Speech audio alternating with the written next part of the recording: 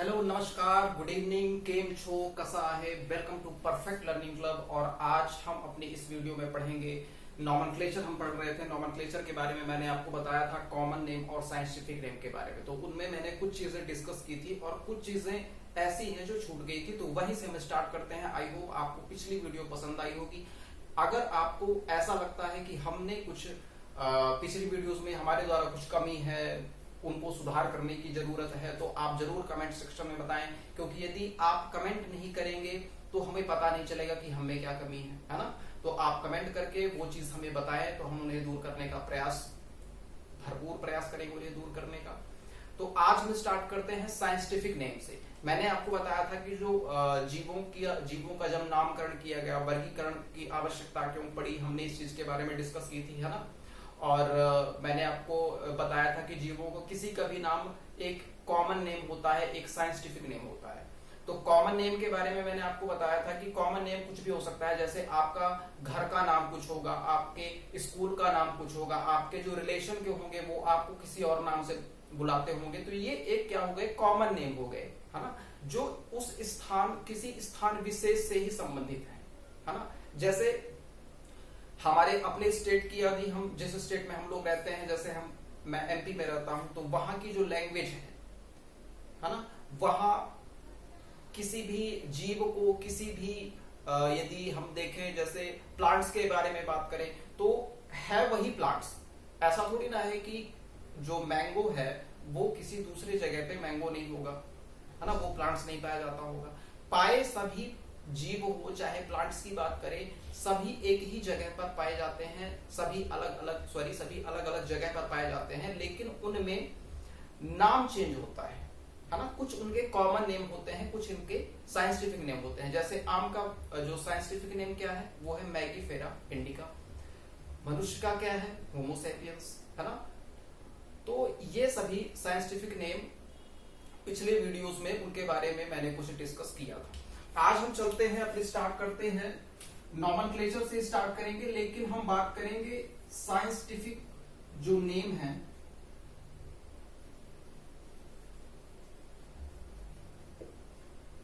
Scientific name जब बनाए गए तो उनके कुछ मेथड्स हैं, है ना। वो मेथड्स कौन कौन से हम देख लेते हैं, किनके आधार पर ये नाम बनाए गए, कौन कौन सी ऐसे मेथड्स आई।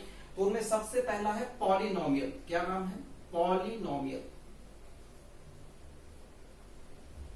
पॉलिनोमियल मेथड या पॉलिनोमियल, आप इसे ऐसा लिख सकते हैं, पॉलिनोमियल सिस्टम ऑफ नॉमेनक्लेचर। अभी हम इनके बारे में डिस्कस भी करेंगे, है ना। सेकंड जो है वो है बिनोमियल। बिनोमियल सिस्टम ऑफ, ये सभी आप अपनी कॉपी में नोट करते चलेंगे, क्योंकि यही चीजें ही आपके एग्जाम टाइम में काम में आने वाली है, ठीक है। और थर्ड हो गया आपका ट्रिनोमियल या ट्राइनोमियल, जो भी आप बोले, सिस्टम ऑफ। बहुत इजी है, इनको मैं सिर्फ एक लाइन में आपको समझाऊंगा, ज्यादा हमको डिटेल से जानने की जरूरत इनमें नहीं है, आपको समझना है केवल, है ना। तो ट्राइनोमियल सिस्टम ऑफ नॉमेनक्लेचर या क्लासिफिकेशन।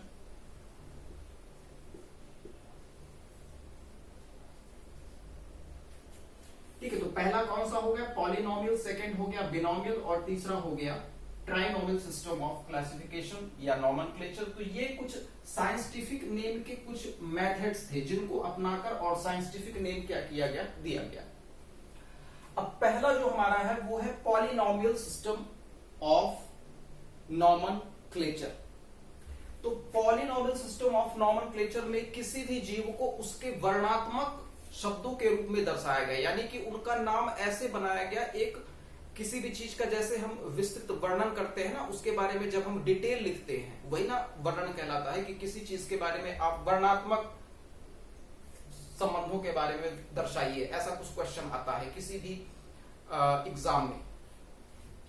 तो जो पॉलिनोमियल सिस्टम ऑफ नॉमेनक्लेचर में है, इनमें वर्णात्मक अध्ययन किया गया या वर्णात्मक शब्दों का यूज किया गया, आप इसे ऐसे याद रख सकते हैं। वर्णात्मक शब्दों का इसमें दर्शाया गया, वर्णात्मक शब्द इसमें दर्शाए गए। और अब देखिए किसी भी चीज का वर्णात्मक शब्द मतलब आप समझिए कि सीधे सीधे किसी भी जीव का, किसी भी प्लांट का बड़ा नाम, है ना। अब इन बड़े नामों को याद रखना तो मुश्किल होता है ना। छोटे से नाम हो आप उनको याद रख सकते हैं। आपको अपने मोबाइल के, आप 24 आवर आप मोबाइल यूज करते हैं, लेकिन आपको आपके मोबाइल के जितने भी कॉन्टेक्ट्स हैं वो याद नहीं होंगे। मोबाइल आप 24 आवर यूज कर रहे हैं, आप मोबाइल में आंख गड़ा के बैठे हुए रहते हैं, लेकिन आपको आपके जो कॉन्टेक्ट्स हैं वो याद नहीं रहेंगे। ऐसा ही इसमें था कि जब इनको वर्णात्मक शब्दों के रूप में दर्शाया गया तो भाई मेरे इनका जो नाम है वो बहुत बड़ा आया। अब नाम कैसे बड़ा आया, जैसे मैं एक पादप का आपका नाम बताता हूं, वो है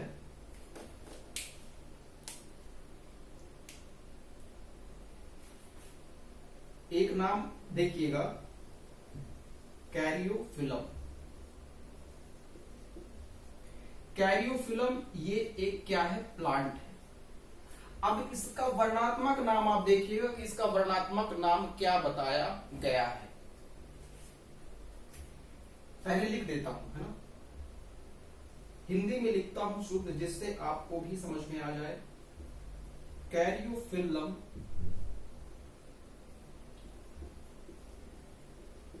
सेक्सटिलिस, कैरियोफिलम सेक्सटिलिस, फोलिस ग्रैमियनस, फोलिस ग्रैमियनस, फोलिस ग्रैमियनस, फोलिस ग्रैमियनस अम्लेटिस, ये इसी का ही इतना बड़ा नाम है भाई, ये इसी का ही इतना बड़ा नाम है। कोरिम्बस। कैरियोफिलम एक प्लांट है जिसका, अब हम इसमें कौन सी मेथड पढ़ रहे हैं, पॉलिनोमियल सिस्टम ऑफ नॉमेनक्लेचर। इसमें वर्णात्मक शब्दों को दर्शाया गया है। तो कैरियोफिलम एक क्या है, प्लांट है, उसका नाम बताया गया, साइंटिफिक नेम दिया गया कैरियोफिलम सेक्सटिलिस, फोलिस ग्रैमियनस, अम्लेटिस और कोरिम्बस। इतना बड़ा नाम मुझसे याद तो नहीं होगा। इतना बड़ा वर्णात्मक नाम करना किसी भी वैज्ञानिक के लिए क्या था, थोड़ा सा दुख वाली बात थी उसके लिए कि भाई इतना बड़ा नाम मैं कैसे याद रखूं यार, ये तो बहुत बड़ा नाम हो गया, है ना। तो ये पद्धति ज्यादा प्रचलित नहीं हुई, है ना, क्योंकि इसमें जो है तो नाम बहुत वर्णात्मक शब्दों का यूज किया जाता था, है ना, जिससे याद रखने में थोड़ा सा कठिनाई होती थी। अब ये जो इसका मतलब होता है कि एक ऐसा प्लांट जो कहां उगता हो, चट्टानों में, चट्टानों में उगने वाला प्लांट है क्या, कैरियोफिलम। कैरियोफिलम की जो लीफ होती है वो कैसी होती है, ग्रास की जैसे लीफ होती है ना, और इसके जो फ्लावर्स होते हैं, फ्लावर्स की यदि हम बात करें कैरियोफिलम की, तो वो आपके कैसे होते हैं, मैं लिख भी देता हूं आपको याद रखने के लिए। लीफ होती है इसकी ग्रास जैसी, ठीक है ना, और इसका जो फ्लावर्स होता है वो कैरियम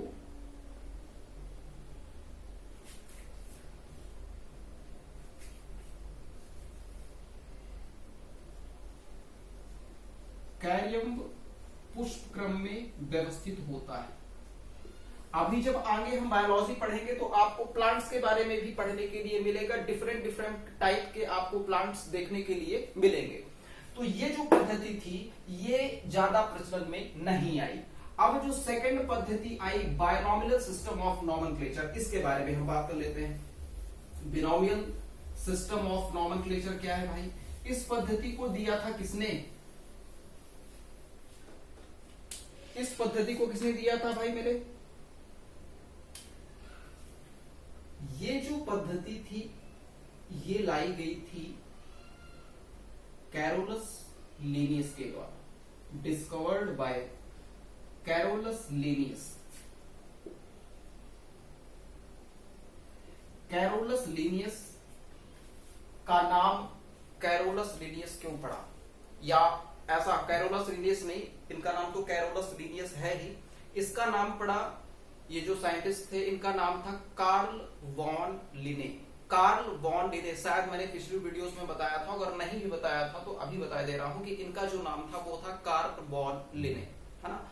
अब जब इन्होंने द्विनाम पद्धतिकरण जब दी थी, बिनोमियल सिस्टम जब दिया था, तो इन्होंने जब इन्होंने द्विजगत वर्गीकरण प्रस्तुत किया, तो इनके नाम पर इन्होंने अपना नाम क्या रख लिया था, कैरोलस लीनियस रख लिया था, लेकिन इनका जो नाम था वो था कार्ल वॉन लिने।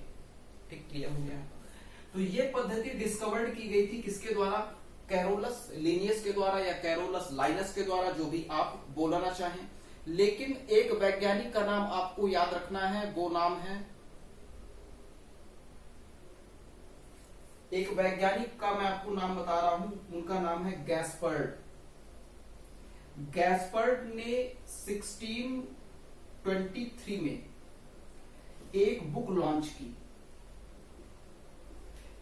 गैस्पर्ड नामक वैज्ञानिक ने 1623 में एक बुक लॉन्च की थी। इस बुक का क्या नाम था, पाइनेक्स। क्या नाम था, पाइनेक्स। और पाइनेक्स में इन्होंने इस पद्धति का, इस सिस्टम का वर्णन किया था। लेकिन बाद में जब लीनियस जी आए तो इन्होंने एक बुक निकाली, स्पीसीज प्लांटेरम। स्पीसीज प्लांटेरम में कैरोलस लीनियस जी ने इस सिस्टम को विधिवत तरीके से दर्शाया। ठीक है, कैरोलस लीनियस जी ने इस सिस्टम को दर्शाया। ठीक है, तो बिनोमियल सिस्टम किसके द्वारा दिया गया, कैरोलस लीनियस के द्वारा दिया गया। लेकिन सर्वप्रथम यदि कभी ऐसा पूछा जाता है एग्जाम में कि जो बिनोमियल सिस्टम है वो सबसे पहले किसके द्वारा दिया गया था, तो एक वैज्ञानिक है गैस्पर्ड। 1623 में उनके द्वारा एक बुक प्रकाशित की गई जिसका नाम था पाइनेक्स। इसी बुक में उन्होंने जिक्र किया था किसका, बिनोमियल सिस्टम ऑफ नॉमेनक्लेचर का। तो ये चीज समझ में आपके आ गई होगी। नेक्स्ट चलते हैं तीसरे सिस्टम की ओर। हमारा जो तीसरा सिस्टम है वो है ट्रिनोमियल सिस्टम ऑफ नॉमेनक्लेचर। बस इतना ही आपको याद रखना है इसमें, है ना। ट्रिनोमियल सिस्टम ऑफ नॉमेनक्लेचर में तीन, ऐसा आप समझिए कि 3 वर्ड्स का यूज किया जाता था। 3 वर्ड का यूज किया गया। अब वो 3 वर्ड का यूज कैसे किया गया, जैसे देखिए मनुष्य का साइंटिफिक नेम क्या है, Homo sapiens. Sapiens, Homo sapiens, sapiens मनुष्य का क्या है, वैज्ञानिक नाम है। इसमें जो होमो है, होमो मतलब क्या, जीनस। इस सैपियंस मतलब मैंने आपको बताया था पिछली वीडियोस में भी, मैंने आपको बताया था कि जेनेटिक नेम, स्पीसीज नेम, है ना। तो ये कौन सा हो गया, स्पीसीज नेम।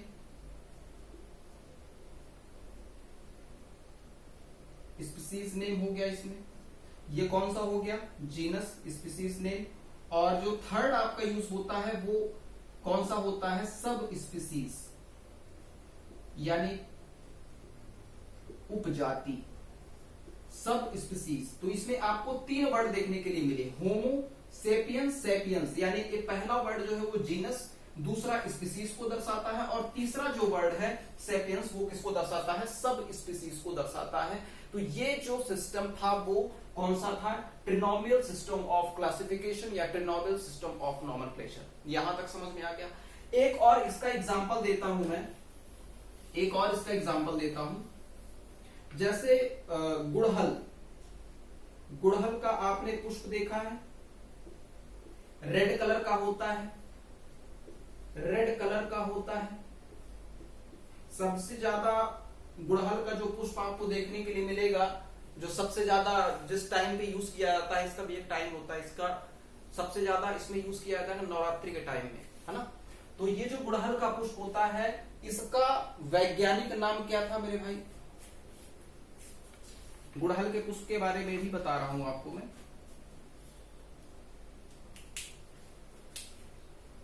इसका वैज्ञानिक नाम था हिबिस्कस, हिंदी में लिखे दे रहा हूं, हिबिस्कस,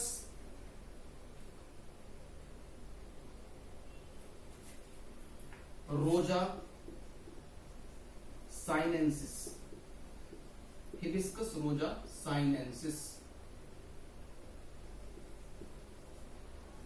तो जो ये साइनेंसिस वर्ड आपको दिख रहा है, ये साइनेंसिस वर्ड इसकी वैरायटी को दर्शाता है।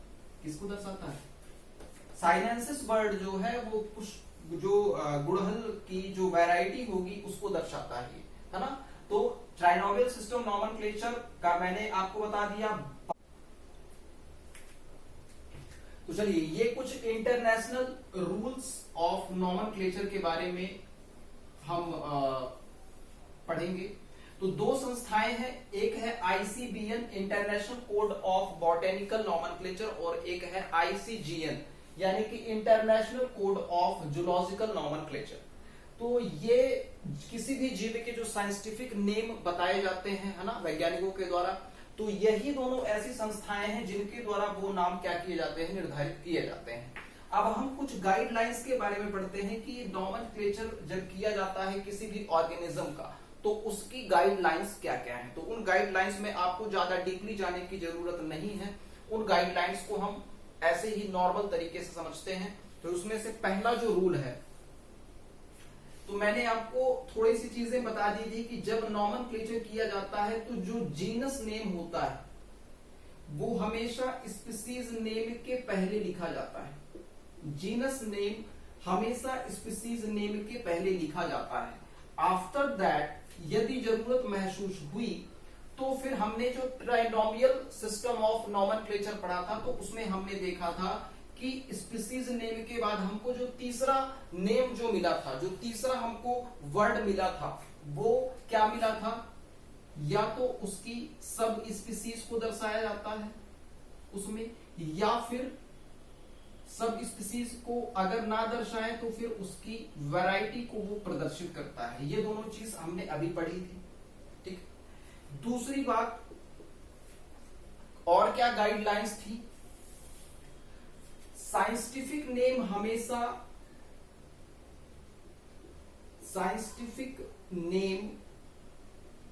हमेशा ग्रीक या लैटिन वर्ड में लिखे जाते हैं, ग्रीक या लैटिन वर्ड में लिखे जाते हैं।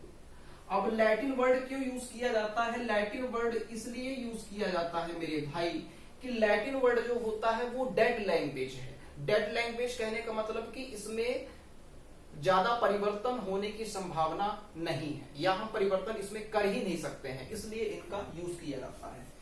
तीसरी जो गाइडलाइंस थी इनकी, वो गाइडलाइंस थी कि जितने भी साइंटिफिक नेम लिखे जाएंगे, जितने भी साइंटिफिक नेम लिखे जाएंगे, हमेशा याद रखेंगे कहीं भी आपने साइंटिफिक नेम लिखा देखा होगा तो हमेशा वो इटैलिक वर्ड में लिखे जाते हैं। इटैलिक वर्ड में लिखने का मतलब है कि तिरछे अक्षरों में, जैसे होमो सैपियंस मनुष्य का वैज्ञानिक नाम है तो इसको हम लिखेंगे टेढ़े अक्षरों में, होमो सैपियंस।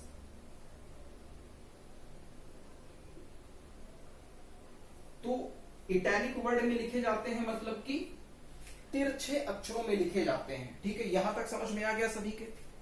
दो तीन गाइडलाइन समझ में आ गई। ठीक है, अब जो मैंने आपको चीज बताया कि जो जीनस नेम होता है वो स्पीसीज नेम के पहले लिखा जाता है ना, और जो थर्ड वर्ड होता है वो तो या तो सब स्पीसीज को दर्शाता है या कि उसकी वैरायटी को दर्शाता है। तो एक हम एग्जाम्पल लेते हैं यहां, इसको मुझे इरेज करना पड़ेगा थोड़ा सा, आप वीडियो पीछे करके देख सकते हैं।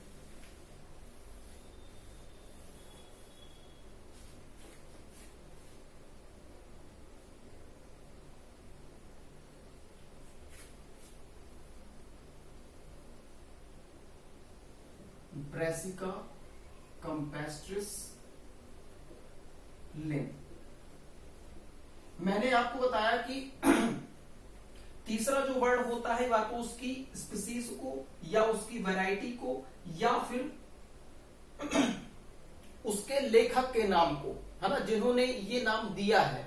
तो ये गाइडलाइंस भी इसकी बताई गई हैं। तो इनमें आप देखिए ब्रेसिका कंप्रेस्टिस में जो थर्ड आपको वर्ड दिख रहा है लिन, लिन मतलब कि लीनियस, लीनियस के द्वारा ये नाम बताया गया था, इसलिए इसमें थर्ड जो लेखक का नाम है वो दर्शाया गया है लिन। क्लियर हो गया यहाँ तक? तो ये कुछ ऐसी गाइडलाइंस थी, इसके अलावा और भी बहुत सारी गाइडलाइंस हैं, है ना, तो उनके बारे में ज्यादा डीपली जाना मुझे ऐसा नहीं लगता कि जरूरी है ज्यादा। अब हम पढ़ते हैं आगे, और आगे हम क्या पढ़ते हैं,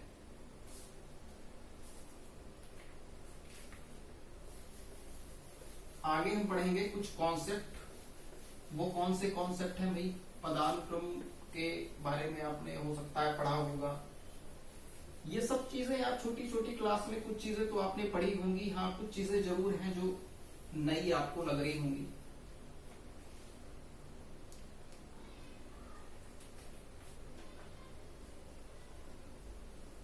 कॉन्सेप्ट ऑफ स्पीसीज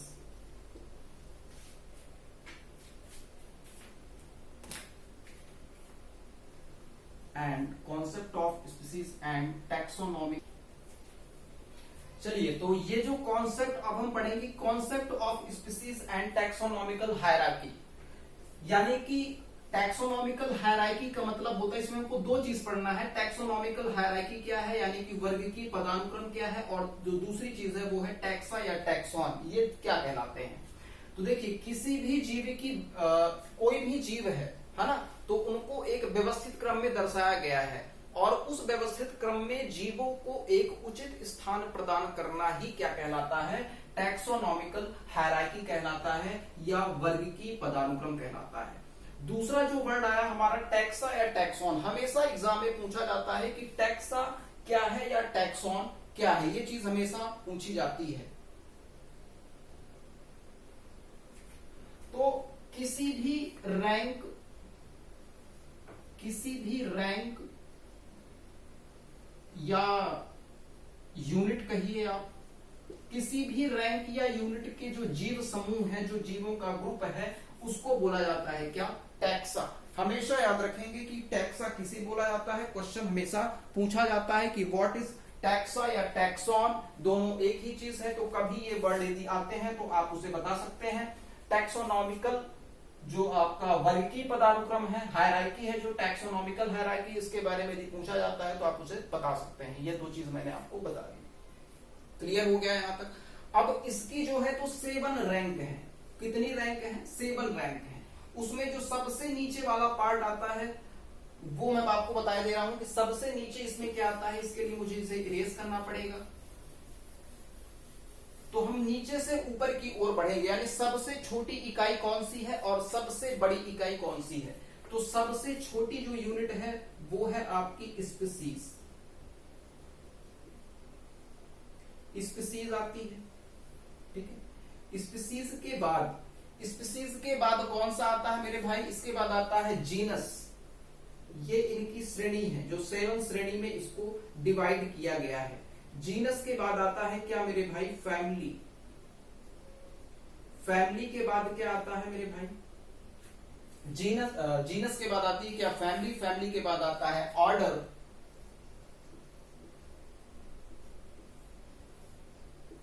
और ऑर्डर के बाद क्या आता है मेरे भाई, क्लास। फिर इसके बाद आता है फाइलम। फाइलम बोलिए या डिवीजन बोल सकते हैं आप। और इसके बाद फिर आता है आपका, इधर बोर्ड में दिखेगा नहीं आपको, फाइलम के बाद आता है किंगडम। तो यदि कभी आपसे पूछता है कि सबसे छोटी इसकी यूनिट क्या है, तो सबसे छोटी इसकी यूनिट है क्या, स्पीसीज। और सबसे बड़ी यूनिट इसकी क्या है, किंगडम। वर्गीकरण की सबसे छोटी इकाई है स्पीसीज, और वर्गीकरण की सबसे बड़ी इकाई है क्या, किंगडम। वर्गीकरण की सबसे बड़ी इकाई क्या है मेरे भाई, किंगडम है।